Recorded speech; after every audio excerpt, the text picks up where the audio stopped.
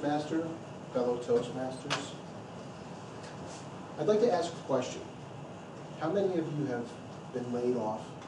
How many of you have been fired? How many of you have worked in a work situation that was less than perfect?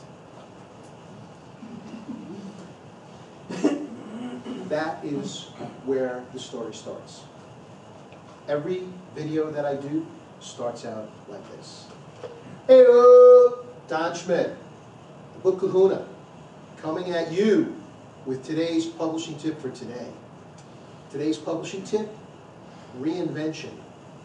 How do you get there? Why do you get there? And what makes a person want to look to get into a reinvented state? Re-invention, to actually give the definition, is remaking something in a different direction from where it originally began. Let's take this back. I start out, I'm in publishing. I'm a young guy trying to make my way up in the world in the publishing arena. I start out at one company.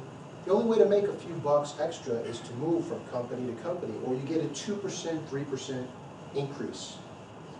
2%, 3% on $12,000 a year back in 1985 is not going to cut it. So you move from one place to another. But in the publishing structure, everything depends upon revenue. And once the revenue starts to decline or dry up, the areas that get hit first, production, manufacturing, it's never sales. It's never sales, it's never IT. It's always the people who actually put together the final product are the ones who get shown the door. I went from a company where I had a good job, and I moved up to another company. It was Van Nostrand Reinhold in New York. And 4 months later, I got called into the president's office. And there was a scuttlebutt going around the building that something was going to happen. People were frenzied about something. And I went into the president's office and she asked me to sit down. And she told me that because of the revenue stream, my job had been eliminated and I now had employment status. And the reason why that was not all that great was because I had only been with the company for 4 months at that time. This company took me from a viable position where I had a job and would still have a job and put me into a position where 4 months later I was on the street. That had a happy ending because I ended up in a better position 3 weeks later with better pay at McGraw-Hill. One other thing I want to bring up in this whole reinvention process is the number 4. The number 4 is pivotal to everything that goes on in my life where I go from this point on.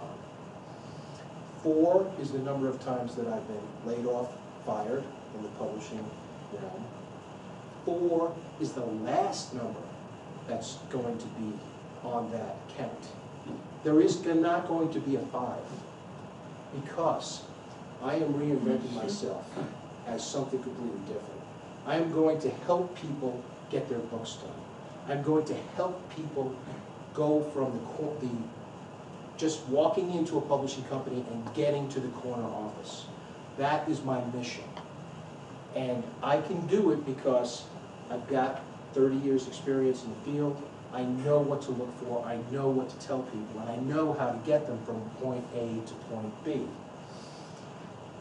The thing that everyone has to keep in mind on reinventing themselves is that everyone out there is looking for something different. And you have to find the niche of people that are looking for what you have to offer them. That's what it's all about. Having the knowledge, having the credibility, having the ability to connect and get your message out and tell people what they need to know so that, number 1, they can get their books done.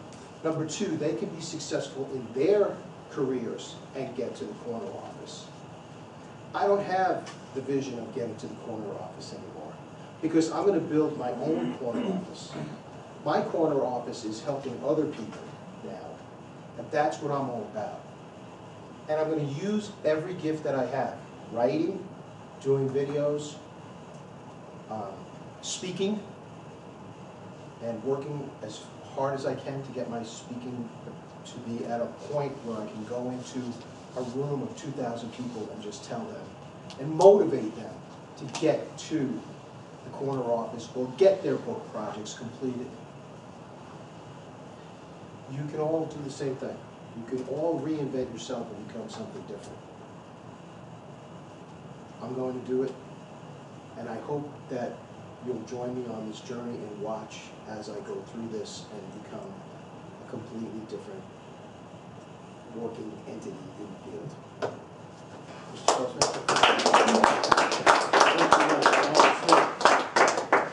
Well, Mr. Timer, go ahead and record the time. We'll start a 2-minute period where we can do the speech evaluation forms. You'll see the form in front of you on the desk. Just take a few minutes. Mr. Timer, if you let me know when 2 minutes are up, that'd be great.